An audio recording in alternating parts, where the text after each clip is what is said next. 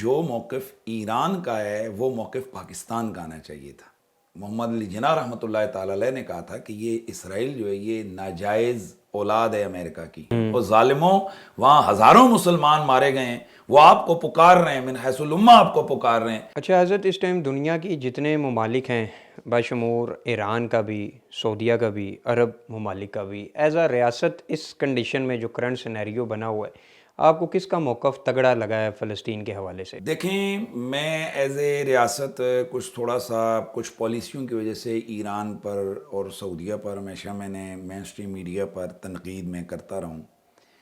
لیکن اس موقع پر جتنا جاندار موقف، اور یہ میں نہیں کہتا، لاکھوں کروڑوں مسلمان وہ سب یہ سمجھتے ہیں کہ جتنا جاندار موقف ایران کی طرف سے ہے اتنا کسی کی طرف سے نہیں ہے۔ حالانکہ جو موقف ایران کا ہے وہ موقف پاکستان کا آنا چاہیے تھا، کیونکہ غالباً ایران کے پاسپورٹ پر نہیں لکھا ہوا کہ آپ اسرائیل کا ٹریول نہیں کر سکتے، پاکستان کے پاسپورٹ پر لکھا ہے کہ سوائے اسرائیل کے یہ پاسپورٹ تمام دنیا کے لیے کارآمد ہے۔ پھر ہمارے بانی پاکستان قائد اعظم محمد علی جناح رحمۃ اللہ تعالی علیہ نے کہا تھا کہ یہ اسرائیل جو ہے یہ ناجائز اولاد ہے امریکہ کی، ناجائز ریاست ہے۔ تو اب اس موقع پر کہ جب فلسطین کے اندر چھوٹے چھوٹے بچوں کے لاشیں کٹے پھٹے نظر آ رہے ہیں، ماں باپ اپنے ہاتھوں میں شاپروں میں ان کی لاشیں اٹھا کر پھر رہے ہیں، اللہ اکبر، اور ایک ہاسپٹل پر، یعنی کہ دنیا کے اندر کسی بھی جگہ پر ایسا جنگی جرائم نہیں ہوتے ہیں جتنے اس وقت جو ہے نا وہ فلسطین کے اندر اسرائیل کی طرف سے ہو رہے ہیں، کہ اس ہاسپٹلز پر پانی بند ہے، بجلی بند کر دی، یعنی یہ سیدھا سیدھا جنگی جرائم ہے۔ اب اس پہ کوئی دنیا کی جتنے بھی وہ امن والے، دعوت کرنے والے، اور جو بھی جناب اگر کسی یورپ کا کتا بھی مار جائے تو اس پر ہماری آنسو بہانے والی آنٹیاں، ہمارے وہ لبرلز اور ہمارے سیکولر طبقہ جو کہ جناب بڑا بڑھ چڑھ کر ان کی ہمدردی کرتے تھے، کوئی بھی نہیں بول رہا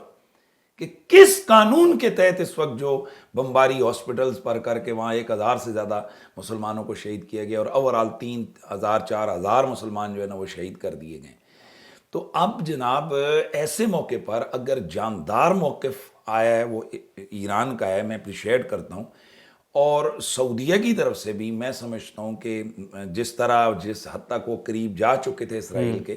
تو ان کی طرف سے بھی قابل جو ہے نا وہ فہم موقف آیا ہے۔ لیکن ہمیں اپنے ملک سے بہت افسوس ہوئے، اپنی ریاست سے بہت زیادہ دکھ ہوئے کہ یار جینا مرنا یہ تو ہے، قومیں ہمیشہ نظریے سے بنتی ہیں، بے شک، قومیں اکانومی اور ان چیزوں کی وجہ نہیں ہوتی ہے، قومیں اپنے نظریے سے جیتی ہیں اور قومیں اپنے نظریے پہ مرتی ہیں۔ تو آپ کا تو نظریہ ہی آپ نے دفن کر دیا ہے کہ ایسے موقع پر آپ کہتے ہیں کہ ہم نے گہری تشویش ہے اور ہم گہری نظر رکھے ہوئے ہیں، اور ظالموں وہاں ہزاروں مسلمان مارے گئے ہیں، وہ آپ کو پکار رہے ہیں، من حیث الامہ آپ کو پکار رہے ہیں، کہتے ہیں کہ پاکستان تو ہماری مدد کو، اور آپ ایٹامک پاور ہیں، آپ کا تو ایک بیان ہی اگر مضبوط سا آ جائے کہ اسرائیل بندے کا پتر بن، مگر نہ ہمارا جناب شاہین میزائل فٹ ہے،